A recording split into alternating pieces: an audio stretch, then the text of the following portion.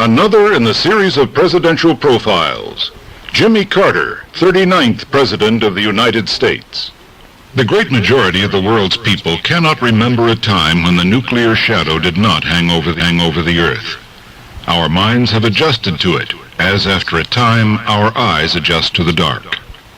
In his farewell speech to the nation, President Carter described the threat of nuclear destruction as one of the great problems he had tried to deal with throughout his administration. Some small progress had been made toward the limitation of strategic arms, but his dream of reducing the threat itself had not been accomplished. This high purpose and the failure to achieve his goal are in a way symbolic of Jimmy Carter's single term in office.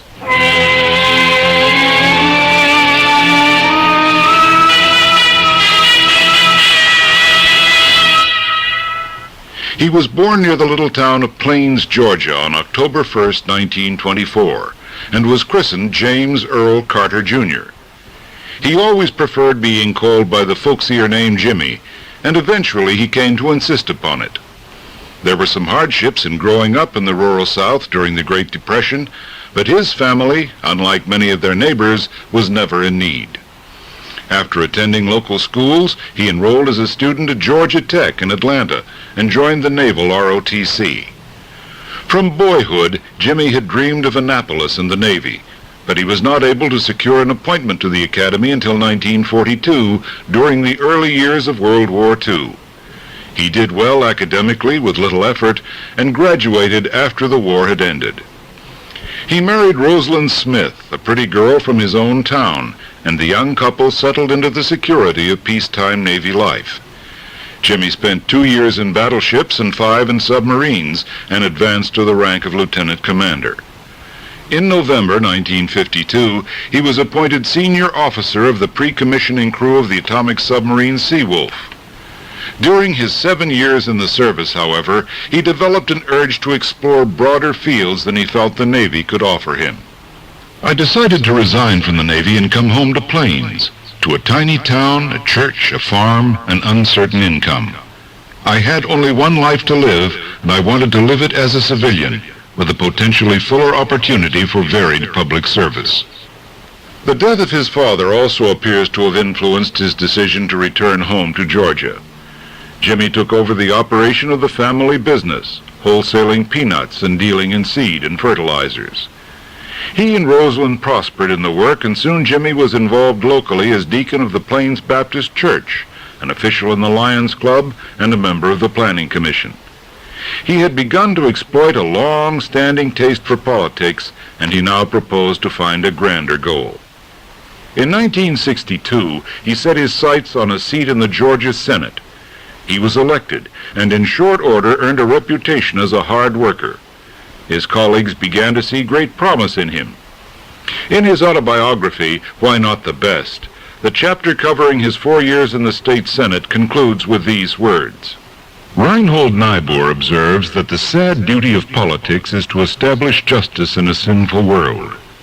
Our own basic law, as expressed in historic documents and in court decisions, does represent a striving for justice and fairness, but the practical result often falls far short of our hopes and expectations.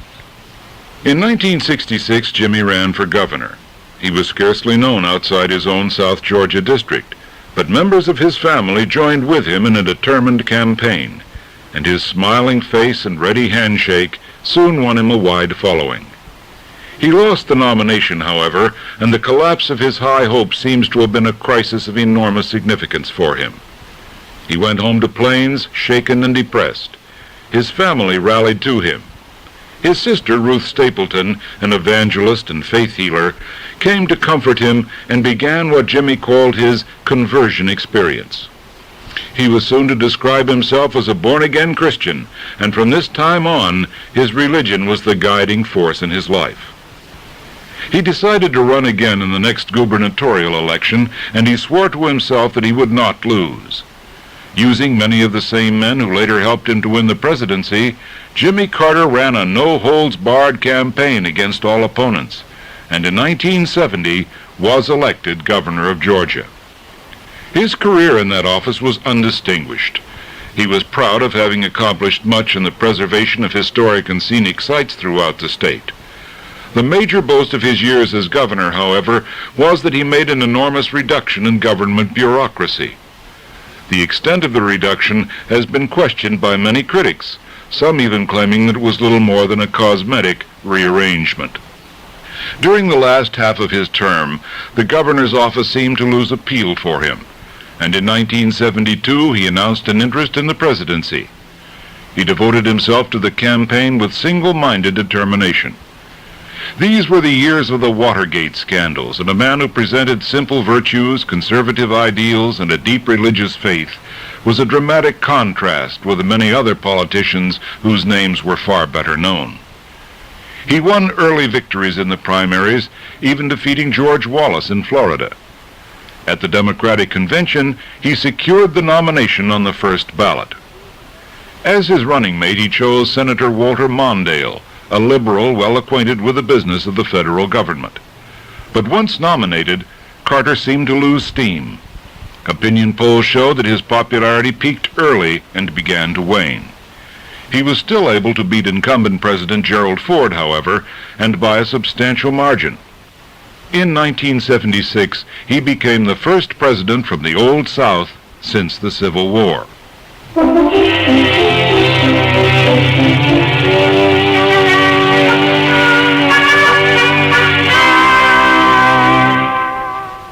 Several of Carter's early projects seemed to earn the approval of the people. He attempted to reduce the pomp and ceremony of the presidential office and to reorganize the federal government along more efficient and economical lines. He fostered the treaty that called for the end of the United States sovereignty over the Panama Canal by the year 2000. Still, the polls showed that his efforts had not won the approval he sought. The public had already begun to doubt his abilities. Then in 1978 came the climax of the Carter years in the White House. At this time, the shaky peace in the Mideast seemed to be growing daily more uncertain because of a protracted stalemate in negotiations between Israel and Egypt. Jimmy Carter invited Israeli Prime Minister Menachem Begin and Egyptian President Anwar Sadat to Camp David, Maryland, for face-to-face discussions. With the president as an active participant, a framework for final settlement was worked out, and the whole world applauded. This success was quickly followed by Carter's announcement that the United States would shortly resume full diplomatic relations with mainland China. These were major achievements, and the president's popularity reached an all-time high, but he was unable to sustain it. When no other great successes appeared, his earlier reputation for ineptitude gradually returned to the nation's consciousness. There were small scandals involving some of his friends and members of his staff, and the stigma of these associations lingered on. On November 4th, 1979, militant students in Iran broke into the American embassy in Tehran and captured more than 50 staff members. These people were held hostage against the return of the enormous wealth that the militants claimed their deposed Shah had taken out of their country. This was the first major crisis in foreign affairs during the Carter presidency. The chief executive labored to solve the problem, but Iran was in chaos and negotiations dragged on and on. A military rescue of the hostages was attempted. It failed. American lives were lost. Our national pride was hurt, and the hostages were no nearer to freedom. Carter continued his efforts throughout the remaining months in office. From the start of his term, Carter was plagued by the odd public performances of certain close relatives. These characters might or might not have been pleasant as personal acquaintances, but in the spotlight of political life, they seemed either boring or grotesque. Through it all, Jimmy remained faithful and forgiving, and no one could doubt his strong family loyalties and affection. He had early established for himself the image of an honest man with good intentions. Few Americans questioned that. But long before the end of his term, Jimmy Carter had shown that these virtues, along with great ambition, were perhaps his most outstanding qualifications for public office. In the eyes of many people, the title of his autobiography had become an irony. At the end of his 4 years in office, resoundingly defeated in a bid for re-election, he turned over the presidency to his Republican successor, Ronald Reagan. Then, half an hour after the swearing-in ceremony, bulletins from Iran announced that the hostages had been freed. The whole country reacted with an outburst of happiness and patriotism that bound its citizens more tightly together than they had been in many years. Ex-President Carter's long months of work had at last brought success. In all the free world, that day, January 20th, 1981, belonged to America.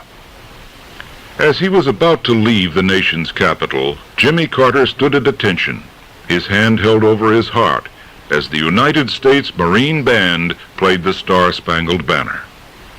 When he spoke of his feelings at that time, he spoke for millions of his fellow Americans. My heart was filled with the realization of what it means to be free, and what it means to be a citizen of the greatest and the strongest and the most decent nation on earth.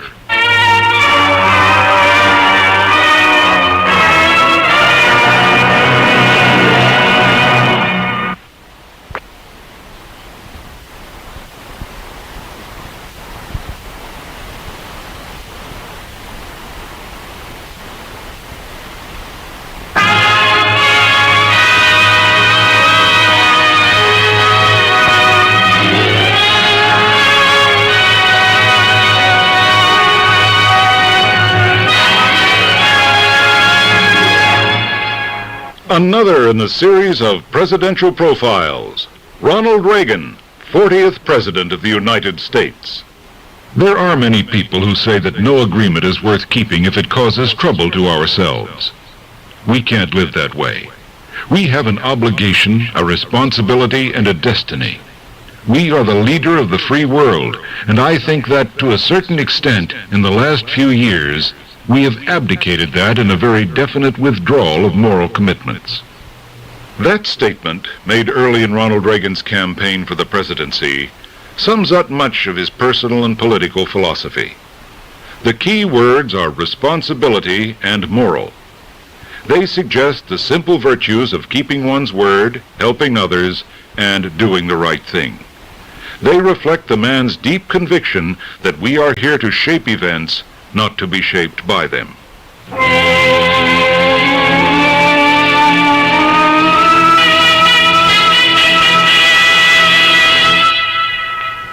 Ronald Reagan sprang from the American Middle West, and he has never wished to shake off the conservative and narrowly moral ethics of his small-town upbringing.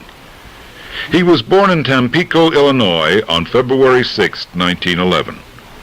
His father thought the baby looked rather like a fat Dutchman.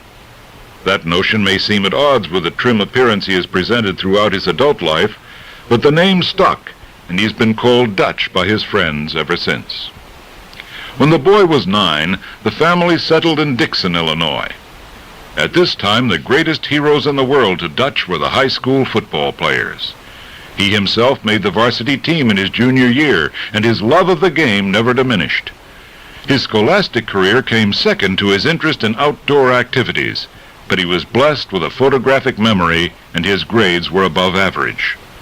Reflecting on his early years, Reagan later said, "I realize now, looking back on it, that we were poor, but I didn't know it at the time. I think this is one thing that might be wrong today. The government seems intent on telling people they are poor. One of the reasons we didn't know it was that my mother was always finding someone who needed help." Dutch held a number of part-time jobs, and with his savings and an athletic scholarship, he was able to enter nearby Eureka College in the fall of 1928. Eureka was a strict school where daily attendance at chapel was obligatory. Dutch majored in economics, but of course extracurricular activities were more important to him. He was a football player, the school's best swimmer, a member of the dramatic club and debating team, president of the student council, and he wrote for the school newspaper and yearbook. When he graduated from Eureka in 1932, during the depths of the Depression, he was a tall, handsome man with a friendly smile and an engaging personality. He found work at the first place he applied. He was hired as a sports announcer on a radio station in Davenport, Iowa. and soon afterward transferred to station WHO in Des Moines. Reagan remained in the studio, miles from the game. With him was a telegraph operator who received wires from Wrigley Field in Chicago announcing the plays in brief dispatches. The operator handed these bare-bones reports to Reagan, who was obliged to guess at the details, ad-libbing descriptions of everything that happened between one dispatch and the next. The intervals were measured in minutes, not seconds. When the telegraph broke down, Dutch was forced to improvise for half an hour or more. He developed his gifts for speaking off the cuff and learned how to catch and hold an audience. In 1937, Dutch traveled to Southern California with the Cubs for their spring training. He managed to interest an agent in his possibilities as a movie actor, and he quickly secured a contract with Warner Brothers for $200 a week. Although many of his early films were potboilers, he found he liked the picture business, and his easygoing temperament and willingness to learn were valuable assets. As he wrote later, "I don't know much about modern drama schools, but they can't be better than those long hours on the set when a Pat O'Brien, a Jimmy Cagney, a Betty Davis, a Dick Powell, and a Humphrey Bogart dropped a hint here, a bit of business there, or told most entertainingly a show business story with a message, and beginners like me awoke one day to discover we had learned a trade." His first big screen success was as the football player George Gipp in Knute Rockne All-American in 1940. What audiences saw on the screen was closer to Dutch himself than to Gipp, but they liked him, and they were affected by his performance. The next year brought the release of King's Row, in which Reagan gave the best performance of his whole career. He played the part of a small-town Don Juan who was hurt in an accident. His attending surgeon, a sadist who hates him for having dated his daughter, punishes him by amputating both his legs. When he comes out of the anesthetic and looks down where his legs should be, he screams, "Where's the rest of me?" It was a highly dramatic scene, well acted, and very moving, and Reagan later used the line of dialogue as the title of his autobiography. Dutch spent most of World War II as an Army officer in Hollywood. Along with Clark Gable, Van Heflin, Alan Ladd, and many others, he was attached to a unit that made training films for the Air Force, as well as patriotic movies designed to keep up morale on the home front. After the war, his interest in a movie career seemed to cool. The Screen Actors Guild again elected him to its board of directors, and he involved himself deeply in the affairs of the union. He was its president for 6 years. He was a Democrat, but not really much of a liberal. He supported the famed House Un-American Activities Committee and its investigation of communism in the motion picture industry. He appeared before them as a friendly witness and favored blacklisting those who refused to testify. Actor Ronald Reagan had married actress Jane Wyman in early 1940, and the gossip columnists showered their blessings on the handsome couple. 8 years later, the marriage was in trouble. At a divorce hearing, Miss Wyman revealed that guild affairs now took up most of her husband's time and that she did not share his interest in them. The divorce was granted. Although Reagan made several films in the early post-war years, only one was of any importance, The Hasty Heart. The movie today seems a bit stagey and artificial, but it has many effective moments, and Reagan himself is competent and likable in a low-key role. His later films were inferior. He married again in 1952. His second wife was Nancy Davis, a beautiful girl who had had a few movie roles and who came from a wealthy and politically conservative Chicago family. In 1954, General Electric chose him to host their new half-hour dramatic series on television. He later held a similar position on Death Valley Days, a popular anthology of Western stories. During these years, he traveled widely, speaking at thousands of business and political meetings, developing an increasingly conservative philosophy. Reagan, although still nominally a Democrat, backed Eisenhower for president in both 1952 and 1956. At last, in 1962, he registered as a Republican. 2 years later, he avidly supported Barry Goldwater for president.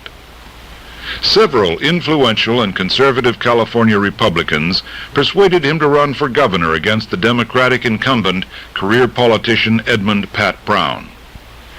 People already knew and liked Ronnie from movies and television, and his inexperience in government was turned into an asset when his advisors began calling him a citizen politician. He ran a confident campaign all the way and won the election by nearly 1 million votes.